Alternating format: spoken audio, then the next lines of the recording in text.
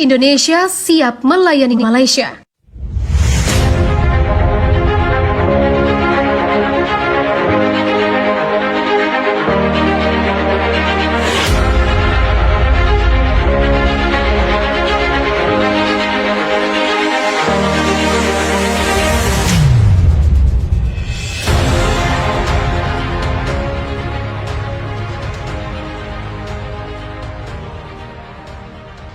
Saat ini militer Indonesia telah memasang 200 rudal jarak jauh berbagai varian di sekitar Selat Malaka yang diarahkan ke ibu kota Malaysia, Kuala Lumpur.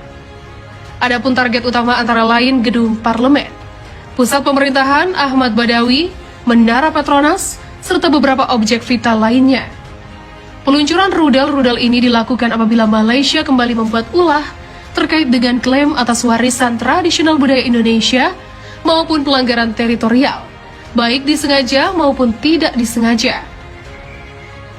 Pejabat militer Indonesia menyatakan siap akan membombardir Kuala Lumpur dan menginvasi Malaysia jika negara itu kembali melakukan klaim budaya maupun pelanggaran batas teritorial.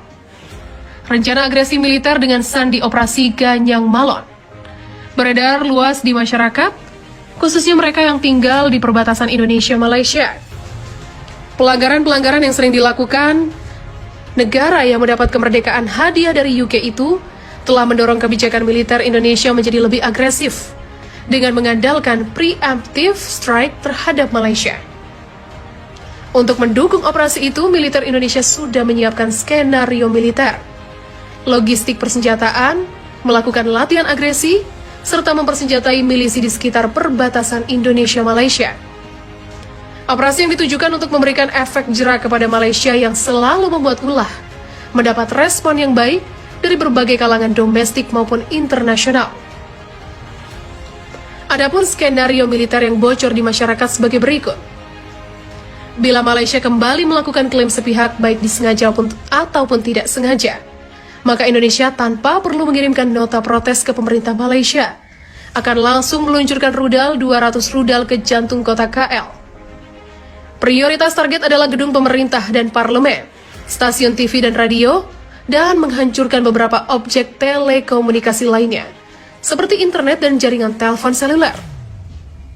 Keadaan ini akan mengisolasi KL, sehingga militer Indonesia akan memiliki superioritas akibat rusaknya berbagai infrastruktur vital.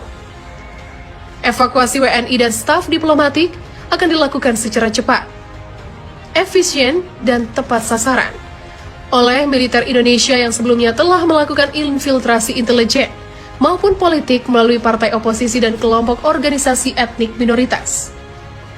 Milisi yang sudah dipersenjatai akan melakukan penyerangan-penyerangan minor pada pos-pos militer Malaysia, menyebar ranjau, memberikan teror psikologis pada warga sipil, khususnya Sabah dan Sarawak.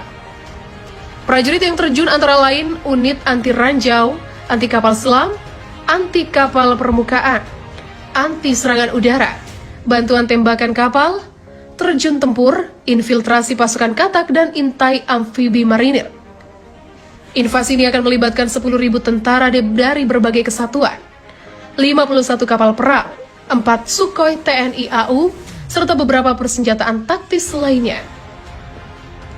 Selain itu, serangan ini juga melibatkan 5 pesawat Kasa, 2 Nomad, 5 helikopter, 18 Skoci, 4 hovercraft, 32 tank amfibi, 25 truk, serta berbagai jenis strategis lainnya yang dimiliki TNI AL.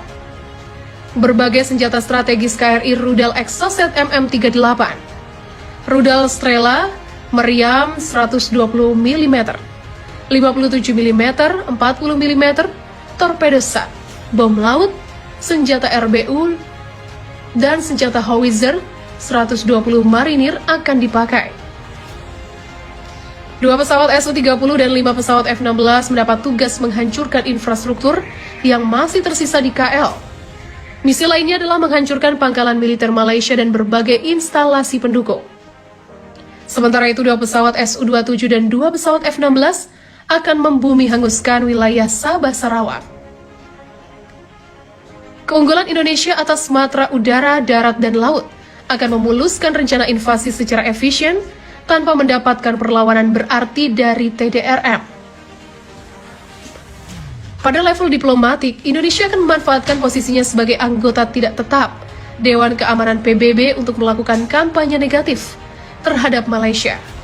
Lobby-lobby intensif akan dilakukan semaksimal mungkin untuk mengisolasi Malaysia secara politik dan mencegah DKPBB mengeluarkan resolusi.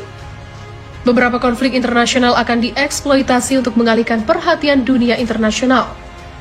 Kelihayan diplomat Indonesia yang terbukti handal, serta memiliki jam terbang pengalaman diplomasi internasional yang panjang, diyakini tidak akan mendapat kesulitan untuk mengatasi serangan diplomat Malaysia yang dikenal tidak pandai berdiplomasi.